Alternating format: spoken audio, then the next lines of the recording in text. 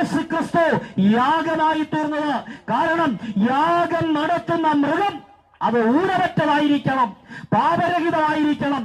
പാപരഹിതമായ ഒരു മനുഷ്യന് മാത്രമാണ് മനുഷ്യൻ ജീവന് പകരമായി കൊടുത്തുകൊണ്ട് നമുക്ക് പകരക്കാരനായി മാറിക്കൊണ്ട് നമ്മെ പാപത്തിൽ നിന്ന് പുറത്തു കൊണ്ടുവരാൻ കഴിയൂ.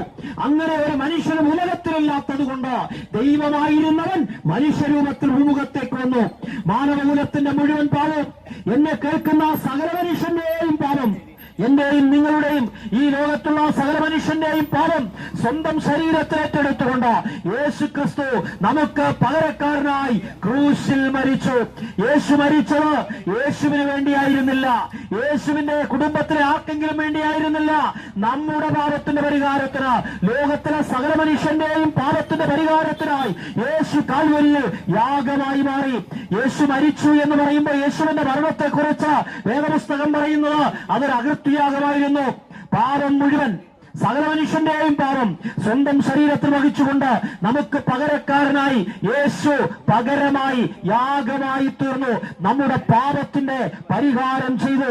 നാം അനുഭവിക്കേണ്ടുന്ന ശിക്ഷ, പാപത്തിന്റെ ശിക്ഷ, ആ കൊടിയ ശിക്ഷ, നിത്യശിക്ഷ, പാപത്തിന്റെ പരിണതഫലമായി ലോകത്തിൽ പ്രവേശിച്ച മരണം യേശു സ്വന്തം ശരീരത്തിൽ ഏറ്റെടുത്തു. ദൈവമായിരുന്നവന് മരണമില്ല, എന്നാൽ മരണമുള്ള മനുഷ്യന്റെ രൂപത്തിൽ യേശു ഭൂമിയിലേക്ക് വന്ന നമ്മെ പാപത്തിൽ നിന്നും, പാപത്തിന്റെ പരിണതഫലമായി ലോകത്തിൽ പ്രവേശിച്ച മരണത്തിൽ നിന്നും വിടുവിക്കുവാൻ യേശു കാൽവരിയിൽ യാഗമായി തീർന്നു. യേശു ക്രിസ്തുവിന്റെ യാഗത്തിലൂടെ സകല പാപത്തിന്റെയും പരിഹാരം സംഭവിച്ചിരിക്കുകയാ. ഇനി പാപപരിഹാരത്തിനായി തീർത്ഥാടനം വേണ്ട, യാഗങ്ങൾ വേണ്ട, കർമ്മങ്ങൾ വേണ്ട, ആചാരങ്ങൾ വേണ്ട, ഉത്സവങ്ങൾ വേണ്ട, പെരുന്നാളുകൾ വേണ്ട, നോമ്പനുഷ്ഠാനങ്ങൾ വേണ്ട.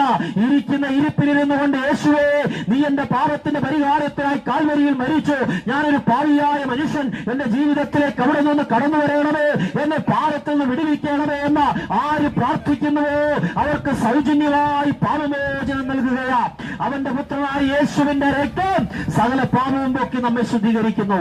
യേശുവിന്റെ രക്തം പാപം പോക്കി നമ്മെ ശുദ്ധീകരിക്കുന്ന രക്തമാകയാൽ യേശു ക്രിസ്തുവിൽ ആശ്രയിക്കുന്നവർക്ക് സൗജന്യമായി പാപമോചനം ലഭിക്കുകയാ. യേശു മരിച്ചു, അടക്കപ്പെട്ടു.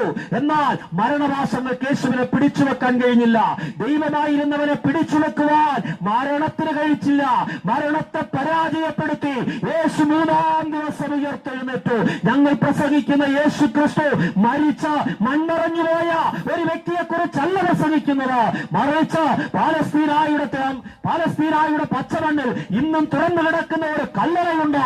ആ കല്ലറയിൽ ഇങ്ങനെ എഴുതി വെച്ചിരിക്കുന്നു, അവൻ ഇവിടെയില്ല, അവൻ ഉയർത്തെഴുന്നേറ്റിരിക്കുന്നു. യേശു ഉയർത്തെഴുന്നേറ്റ